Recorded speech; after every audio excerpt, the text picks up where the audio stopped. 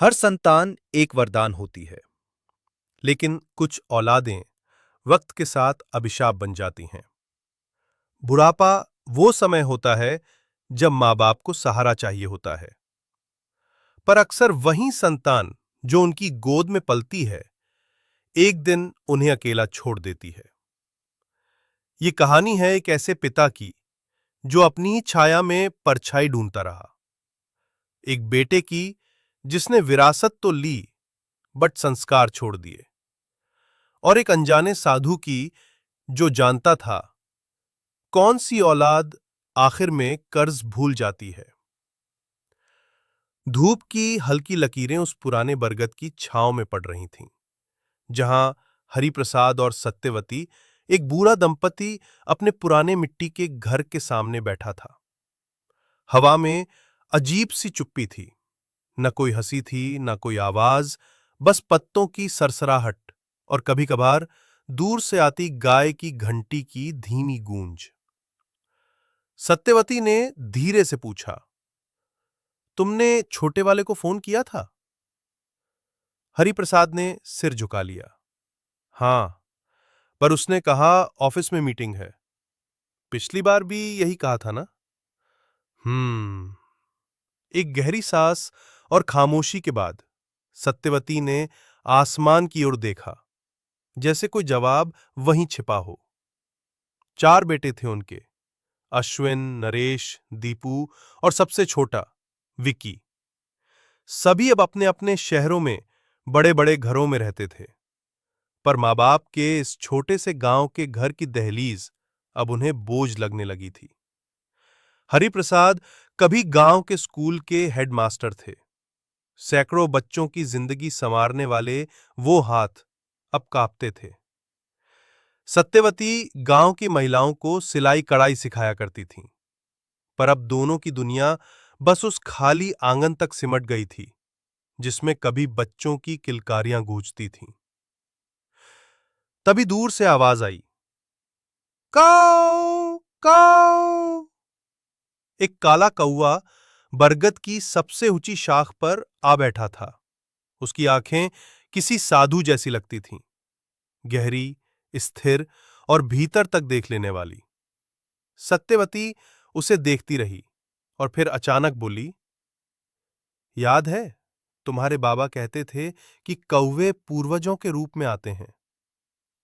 हरिप्रसाद ने सिर हिलाया। तो कौवे मौन होकर सब देख लेते हैं, वो न्याय का संकेत बन जाते हैं। सत्यवती चुप हो गई। उस कौवे की आंखों में एक अजीब शांति थी, मानो वो सुन भी रहा हो, समझ भी रहा हो। अचानक रास्ते पर आवाजें आईं। एक जीप आकर रुकी। दीपू उतरा, तीसरे नंबर का बेटा। साथ में उसकी पत्नी थी, चेहरे पर बेमन की मुस्कान। अरे मां, पापा कैसे हो? दीपू ने थोड़ा जोर देकर कहा। सत्यवती जल्दी से उठी, मानो जैसे बरसों बाद किसी अपने को देख रही हो। दीपू बेटा, बस पास से जा रहे थे तो सोचा मिलते चले, टाइम नहीं था ज्यादा। हरिप्रसाद मुस्कुराया। आओ बेटा बैठो, तुम्हारे लिए चाय बना दूं? दीपू की पत्नी ने कहा। नहीं नहीं, हम तो बस 5 मिनट के लिए रुके हैं। पापा, दरअसल एक बात करनी थी। हरिप्रसाद ने कहा। हाँ बेटा, कहो। आप लोगों का ये घर अब बहुत पुराना हो गया है, देखो ना, प्लास्टर भी गिर रहा है। हम सोच रहे थे क्यों ना इसे बेच दिया जाए। आपके लिए शहर में एक अच्छा कमरा दिला देंगे, ना कोई झंझट, ना कोई देखभाल की चिंता। सत्यवती जैसे एक क्षण के लिए पत्थर हो गई। ये घर, वो बुदबुदाई, जहां तुम्हारे कदमों के निशान हैं, जहां तुम्हारी हंसी गूंजती थी। मां, प्रैक्टिकल बनो। अब कौन गांव आता है? और आप दोनों का भी क्या भरोसा, कल को देखभाल कौन करेगा? उसने जैसे किसी बीमार वस्तु की तरह अपने माता पिता को देखा। कौआ अब नीचे की एक डाल पर आ बैठा था। उसकी आंखें सीधी दीपू पर टिकी थी।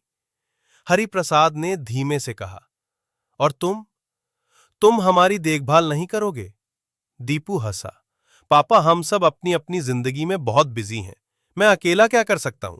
विकी को बोलो ना, वही छोटा है, उसका फर्ज है। उसने जैसे जिम्मेदारी को गेंद की तरह विकी की तरफ उछाल दिया। मैंने स्कूल की नौकरी में पूरी जिंदगी इस घर के लिए जोड़ा, एक एक ईंट से इसे बनाया।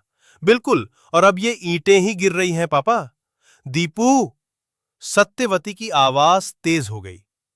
कभी मां बाप के घर को व्यापार की तरह मत देखो। पर दीपू ने हंसते हुए कहा, हम तो आपकी भलाई के लिए सोच रहे हैं। वैसे भी अब आपका कोई काम थोड़े ना है यहां। चलो, फिर कभी आएंगे। वो पलटा और चला गया। पीछे धूल की एक लकीर रह गई।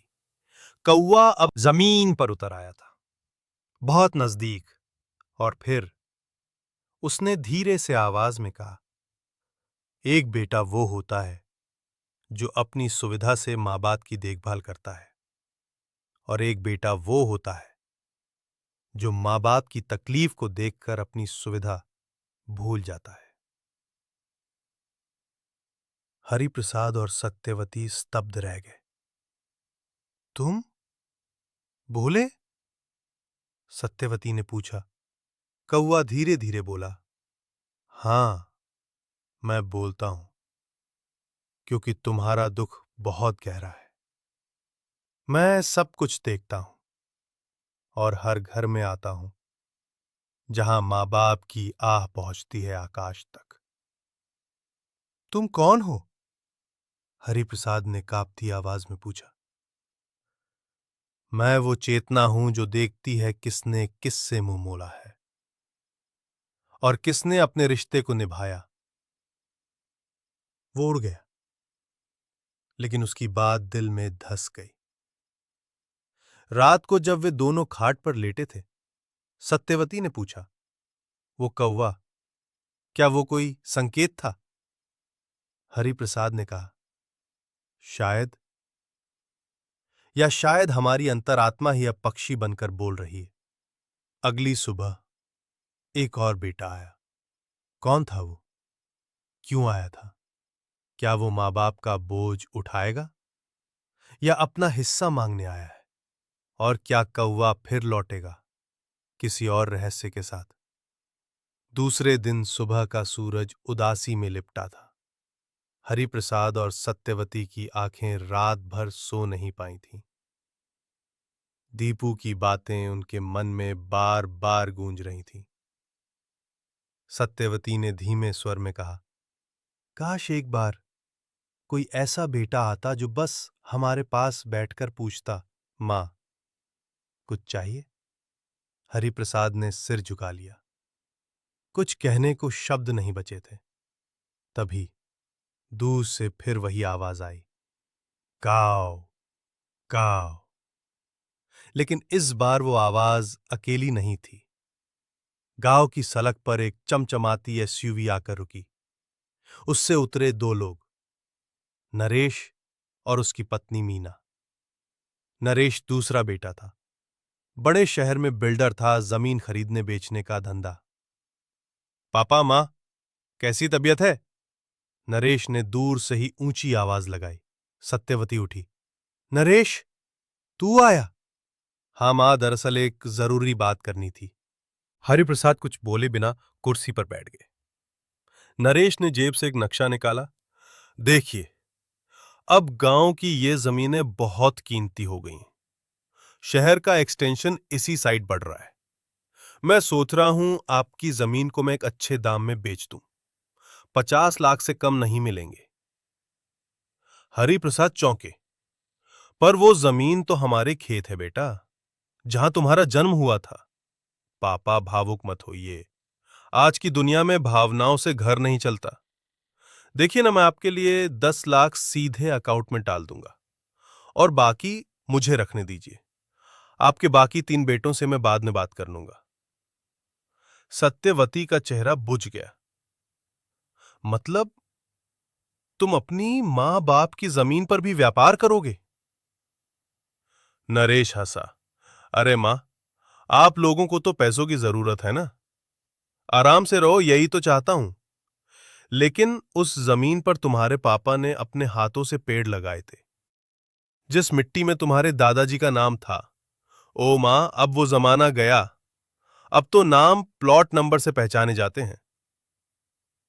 कौवा फिर दिखाई दिया। इस बार घर की दीवार पर बैठा था, बहुत पास।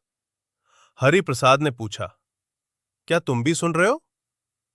कौवे ने धीरे से पंख फड़फड़ाए और बोला, जो बेटा अपने लाभ के लिए पिता की जमीन काटता है, वो बेटा नहीं, वो सौदागर होता है। नरेश चौंक गया। ये बोलता है? हां, सत्यवती ने कहा। तू सुन ले, ये वो बोलता है जो हम चुप रहकर सहते हैं। नरेश झुंडलाया। आप लोग बहुत इमोशनल हो। ठीक है, हम चले जाते हैं। जब जरूरत हो तब बुला लेना। एसयूवी की आवाज एक बार फिर दूर होती गई। उस शाम आंगन में एक सन्नाटा था। हर बार एक बेटा आता है और कुछ न कुछ ले जाता है, हरि प्रसाद ने दुख से कहा। सत्यवती की आंखें कौवे पर टिकी थीं। तू क्यों आता है हर बार? कौवा नीचे उतरा और इस बार जमीन पर बैठते हुए बोला, क्योंकि हर संतान का असली रूप मां बाप के वृद्ध दिनों में ही प्रकट होता है। जवानी में सब सेवा की बातें करते हैं, लेकिन सेवा वही करता है जो आत्मा से जुड़ा। हरि प्रसाद ने उसकी तरफ देखा। क्या सभी बेटे ऐसे ही होते हैं? कौवा बोला, नहीं, एक बेटा ऐसा होता है जो सब छोड़कर मां बाप के पास लौटता है, पर उसकी पहचान सबसे बाद में होती है। तभी दरवाजे पर एक साया दिखा। एक लंबा दुबला आदमी, सफेद कुर्ता, थकाहारा चेहरा, आंखों में अपराध बोध।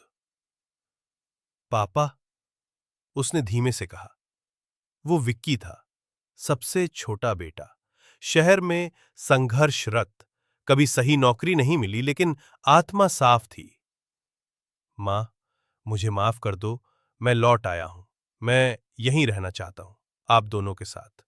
मुझे बस एक कोना दे दो, मैं यहीं रहूंगा। सत्यवती रो पड़ी। हमने कभी तुमसे कुछ नहीं मांगा बेटा, बस इतना चाहा कि कोई लौट आए। विक्की ने पांव छुए और फिर आंगन में ही चुपचाप बैठ गया।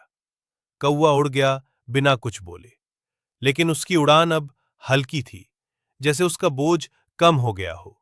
हरिप्रसाद ने विक्की से पूछा, क्या तुम्हारे पास नौकरी है बेटा? नहीं पापा, लेकिन सेवा करूंगा, खेतों में काम करूंगा और जो बना सकेगा वही करूंगा। उस रात पहली बार उस घर में एक दिया जला जो कई सालों से बुझा पड़ा था।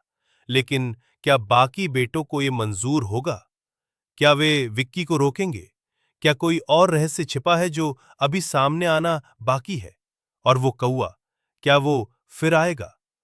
विक्की के आने के बाद जैसे पुराने घर में फिर से सांसें लौट आई थीं। सत्यवती की आंखों में अब हर सुबह थोड़ा थोड़ा उजास आने लगा था। हरिप्रसाद खेतों में विक्की के साथ जाते थे। पुरानी आदतें, पुरानी जमीन, सब कुछ फिर से जी उठने लगा था। गांव के लोग हैरान थे। जो बेटा सबसे बेकार समझा गया, वही लौट आया। और विक्की, वो चुपचाप सेवा में जुटा था।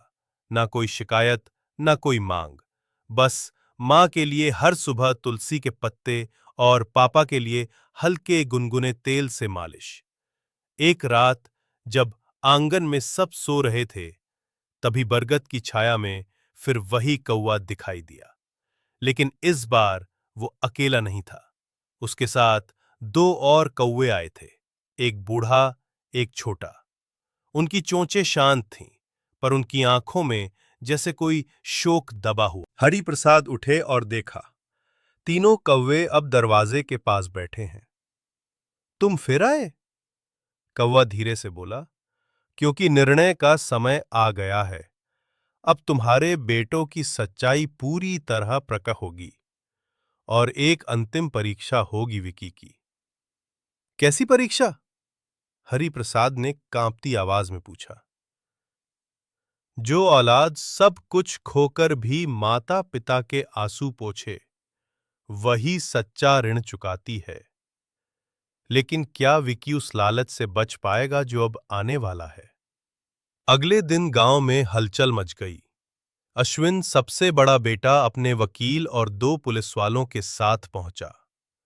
हम यहां इस संपत्ति के अधिकार को लेकर बात करने आए हैं, वकील ने कहा। हरिप्रसाद चौंके। क्या? पिताजी, आपने अब तक हमें यह बताया ही नहीं कि आपने अपनी जमीन किसी को ट्रांसफर की है या नहीं, अश्विन ने सख्ती से कहा। अब ये जमीन हम चारों भाइयों की बराबर की हिस्सेदारी में बांटी जाएगी और मैं ये कानूनी रूप से करवाने आया हूं। सत्यवती कांप गई।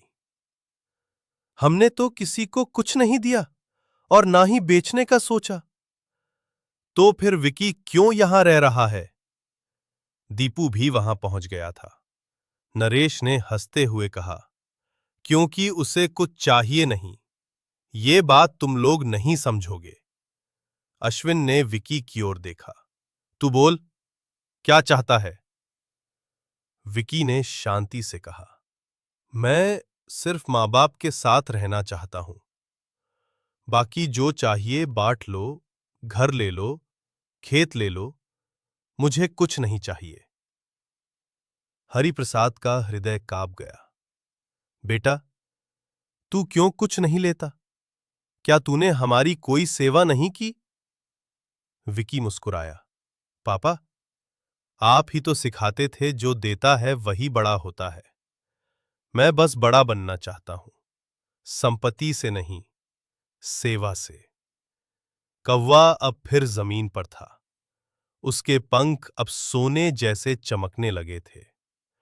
उसने तीनों बेटों की तरफ देखा और कहा, जिसने मां के कंधे से आंसू पोंछे, जिसने पिता की थकी कमर को सहारा दिया, वही है असली वारिस।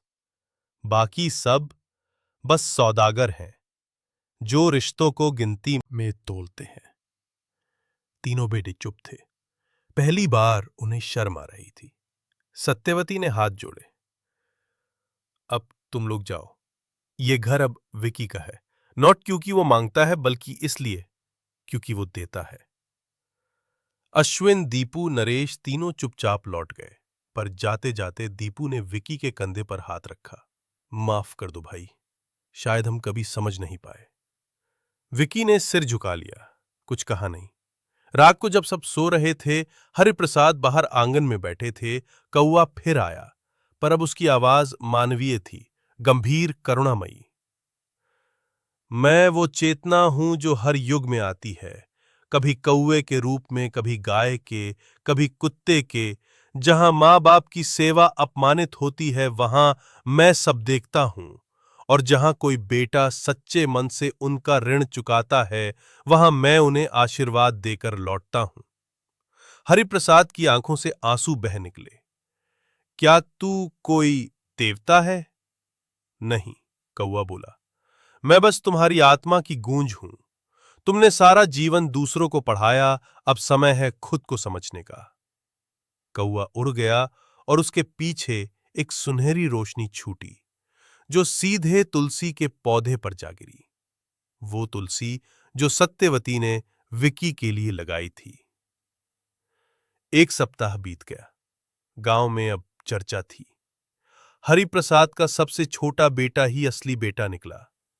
विकी अब खेतों में हल चलाता था, मां के पैर दबाता, पापा के लिए रोज अखबार पढ़ता, और उस पुराने बरगद के नीचे जहां कभी कौवा बैठा करता था, अब एक चिर शांति सी ठहर गई थी। पर यह शांति स्थायी नहीं थी। एक सुबह अचानक सत्यवती की तबीयत बिगड़ गई। सांसें उखड़ने लगीं, आंखें पलकों के नीचे जा रही थीं। विकी ने दौड़ते हुए मां को कंधे से उठाया और कहा, पापा, जल्दी बैलगाड़ी निकालो, डॉक्टर के पास ले चलना है। हरिप्रसाद कांपते हुए बोले, बेटा, हमारे पास पैसे नहीं हैं। विकी ने चुपचाप अपनी जेब से एक छोटी सी थैली निकाली, जिसमें कुछ पुराने सिक्के थे, उसकी कुल बचत। मां को कुछ नहीं होगा पापा, मैं सब कर लूंगा। डॉक्टर ने देखा, इन्हें तुरंत इलाज की जरूरत है, पर कुछ दिन हॉस्पिटल में रखना होगा। विकी ने सब कुछ गिरवी रख दिया, अपनी घड़ी, अपना फोन, यहां तक कि अपने पुराने कपड़े भी बेच दिए। हर रात वो मां के पास बैठता, हर सुबह मंदिर जाकर पूजा करता। फिर एक दिन डॉक्टर बोला, बेटा, अब सिर्फ एक उपाय बचा है। एक दुर्लभ दवा, बहुत महंगी है। विकी चुप रहा और अगली सुबह वो अचानक गायब हो गया। हरिप्रसाद घबरा गए। विकी कहाँ गया, कुछ बताया भी नहीं। लेकिन उसी दोपहर पोस्टमैन एक चिट्ठी लाया। सत्यवती ने कांपते हाथों से वो चिट्ठी खोली।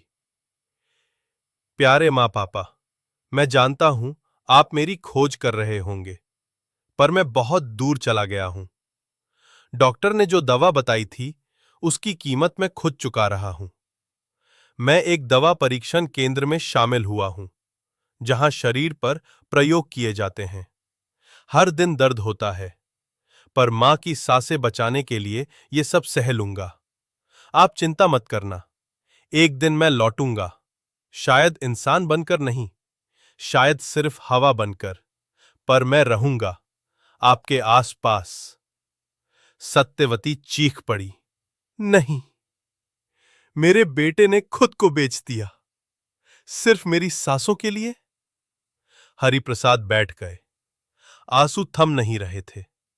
उसी शाम बरगद के नीचे वही कौवा फिर आया, पर इस बार वो कौवा नहीं, एक मानव रूप में बदल चुका था। सादा वस्त्र, सफेद दाढ़ी, गहरी आंखें। कौन हो तुम? हरिप्रसाद ने पूछा। वो बोला, मैं वो चेतना हूं जो हर जन्म में भेजी जाती है। जब माँ बाप अकेले हो जाते हैं, जब बेटे मुंह मोड़ लेते हैं। विकी, तुम्हारा असली बेटा नहीं था। हरिप्रसाद और सत्यवती स्तब्ध रह गए। तो फिर? वो आत्मा थी जो तुमने पूर्व जन्म में एक भूखे भिखारी को रोटी खिलाई थी, उसका ऋण चुकाने आई थी। उसने कोई जन्म नहीं लिया था। वो धरती पर आया सिर्फ तुम्हारा ऋण चुकाने। तुम्हारे अपने बेटे जब तुम्हारा कर्ज भूल गए, तब ब्रह्मांड ने एक ऋणी आत्मा को भेजा जो तुम्हारे आंसू पोंछ सके। सत्यवती फूट फूट कर रो पड़ी। हमने उसे बेटा माना, पर असल में वो तो एक फरिश्ता था। वृद्ध देवता मुस्कराया।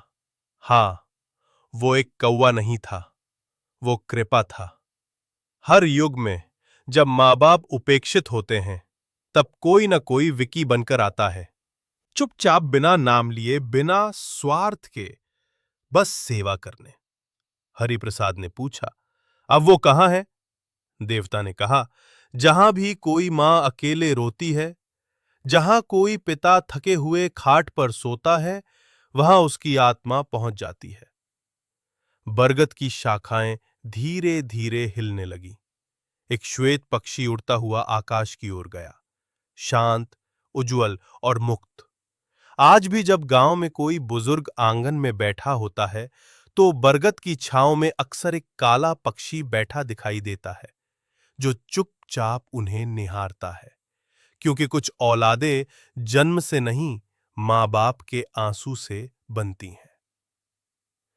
यदि आपको ये कथा भावुक और अर्थपूर्ण लगी हो, तो कृपया मेरे YouTube चैनल स्टोरी वलियत्रा को जरूर सब्सक्राइब करें और इस संदेश को अधिक से अधिक लोगों तक पहुंचाएं, क्योंकि ये केवल एक कहानी नहीं, एक चेतावनी है उन औलादों के लिए जो भूल जाते हैं कि माता पिता का ऋण कभी चुकाया नहीं जा सकता।